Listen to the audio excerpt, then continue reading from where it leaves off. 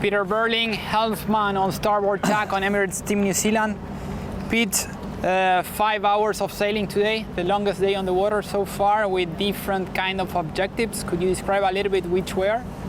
Yeah, well, it's obviously we haven't had the AC40 in Barcelona for very long, so it's a sailing team. It's an amazing opportunity to go out and get comfortable in some quite different conditions to what we sailed the 40 in New Zealand, and also the culmination of the race director Ian Murray and the rest of the team trying to introduce the race management system into the boat. So today we had a little bit of downtime, just trying to do drills for the race officers and race management system, media systems, trying to get everything working and be a test platform for them, and then also trying to have our own training. So long day on the water, but very productive.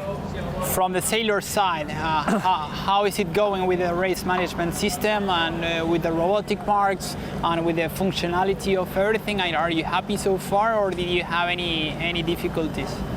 Yeah, it's been amazing to see the progression of the systems over the 3 days. From virtually everything getting bolted on the boat under a week ago to testing the systems for the first time. Every day we've had huge steps forward. There's obviously still a little bit to go, but it's been amazing to see the progression so far.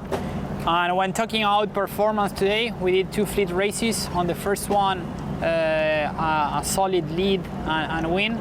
On the second one, a start on port tack with a very different strategy to most of the other teams. Could you give some details about it? Why you decided to do that, and if it was? The first start we had, we thought was really nice conditions. It was probably 9 knots or something like that, so you didn't have to worry too much about the wind shadows. You could kind of manoeuvre anywhere, and we did a nice job putting the boat in a good spot. And then the second one, we actually ended up almost coming off the foil in a manoeuvre about 5 minutes out to the start, and barely made it back in time. So we were right on the back foot the whole way. Okay.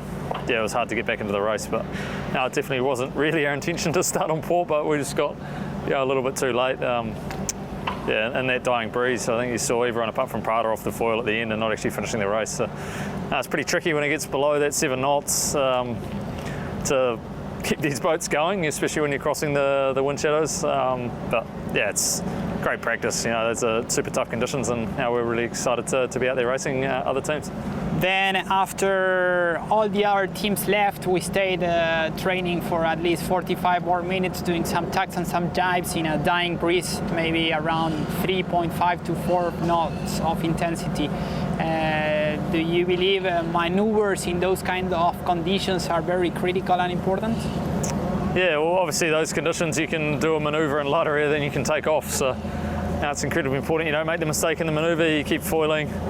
And for us, we haven't had the opportunity to do much time in that super light stuff. So, to be able to actually try a few things that we'd been talking about throughout the day and put them into practice is, incredibly valuable. So, we're really happy with the day, the way we've evolved through it, and it's going to be a fun little period trying to figure out how to get a bit more speed out of the AC40s before Villanova.